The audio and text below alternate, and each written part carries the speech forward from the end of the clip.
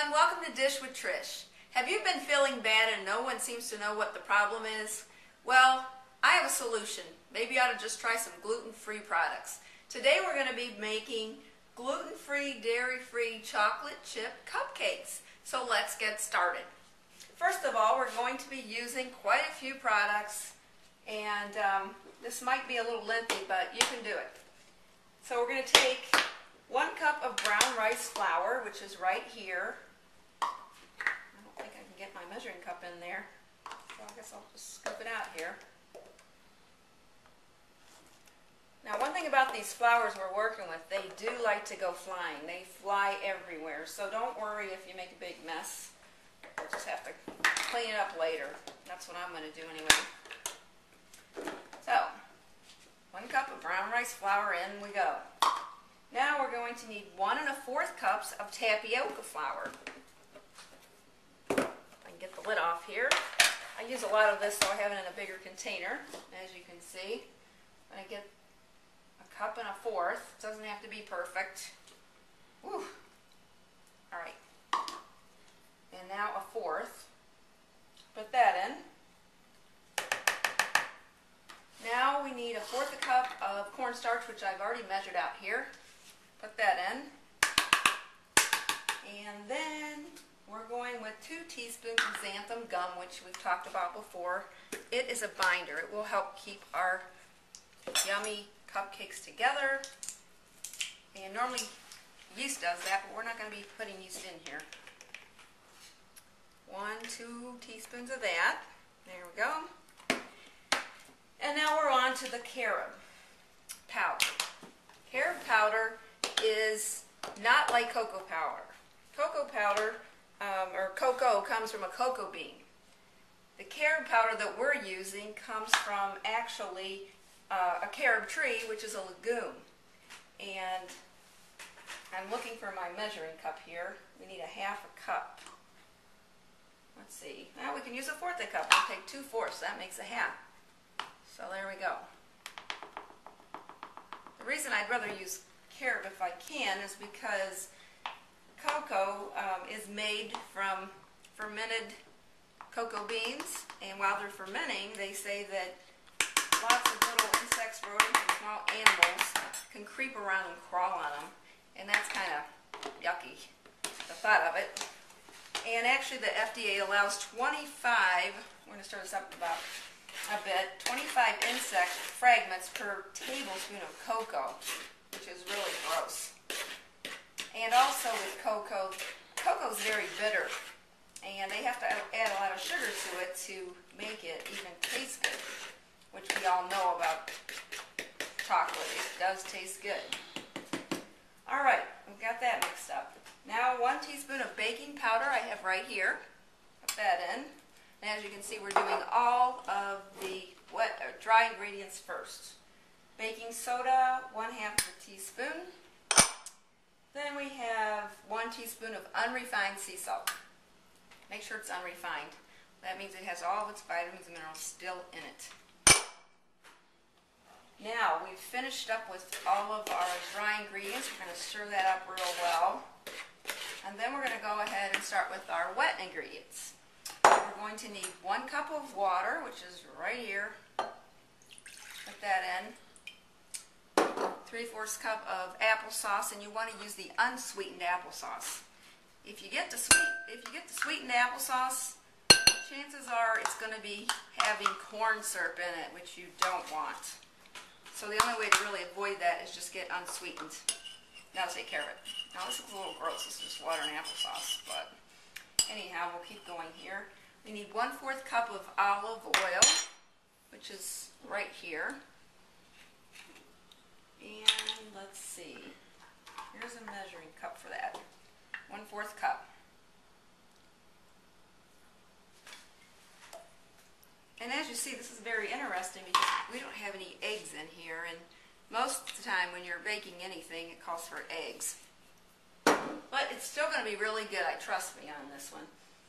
Okay, 1 tablespoon of vanilla extract. Then we have 2 teaspoons of lemon juice. Lemon juice is yummy, and I just this is not actually from an actual lemon, it's just lemon juice from a bottle. If you have the real stuff, that's good too. Okay, now we're going to stir that up. I'll stir it up there, and the next thing we're going to do is combine these. We're going to combine our wet with our dry ingredients. There we go. I'm going to stir this up real well. One thing I wanted to tell you about as far as baking powder goes, you want to make sure that you get the baking powder that's aluminum free. Aluminum has been associated with people that have Alzheimer's disease. So if you can, or in my case, I don't use anything with aluminum in it. And it's pretty easy to find. Actually, I have this sitting here, I'll show you. I have an Argo baking powder, and it says aluminum free right here on it. So when you're shopping, just look for the item that says aluminum free right on there. Also, if you don't have baking powder at all, you can go ahead and make a homemade baking powder, and I don't have the recipe with me, but I'm sure you can get it online. Okay, now this really looks pretty good. Looks like chocolate mousse, don't you think? Alright, so now we're going to go ahead and put 1/4 cup of our chocolate morsels. And then I also had some white chocolate wafers that I chopped up in my chopper, and I'm going to throw those in. Whew. It's a lot of work, but it's worth it, don't worry. Now,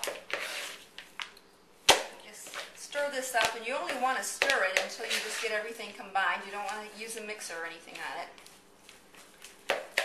Just get it as least amount as possible. Okay, there we go. I think it looks ready to go. Now we're going to go ahead and get our cupcake pan out, which I have right here. And if you want, you can also use cupcake papers if you're taking these to a special occasion. But I'm not. We're probably just going to eat them all ourselves. So anyhow, we're going to spray our cupcake tray with some non-stick spray. Spray it pretty good. And then we're going to go ahead and put each of these in. Ooh, there we go. Getting heated up here. Alright, now you're just going to go ahead and take about, I don't know, probably about 1/4 of a cup. And as you can see, these are different when you put them in here. You're not pouring anything in like you do wheat products. You're actually working with flours that are moldable. Okay, there we go. And don't worry, these are not going to go over the top or anything because they don't really rise that much, so you don't have to worry about that. They can be almost to the top if you'd like. And actually, these will make 1 dozen of chocolate cupcakes.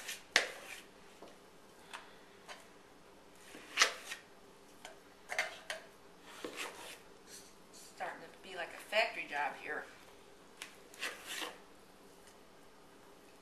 There we go. Now you might want to take a spoon and smooth them out a little bit, because whatever they look like when you put them in here, that's basically what they're going to look like when you take them out of the oven.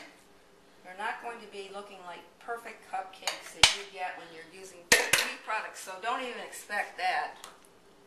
Alright. Oh, that works out well. Just take your spoon and kind of go around there a little bit, try to flatten them out. They'll look as pretty as they're going to look, I suppose. Alright, there we go. Now we're going to put our oven, preheat it for 350 degrees, and go ahead and put these in and let them bake for 25 minutes. There we go. In the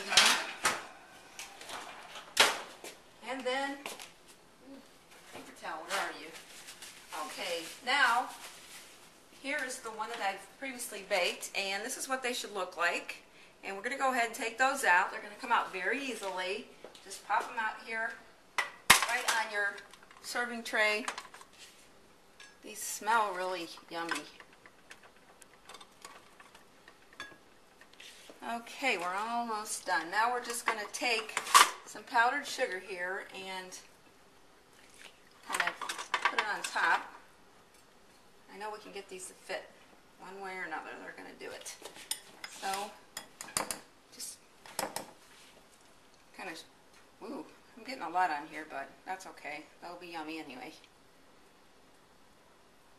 And there we have it. All ready to go. Delicious, gluten-free, dairy-free chocolate chip cupcakes.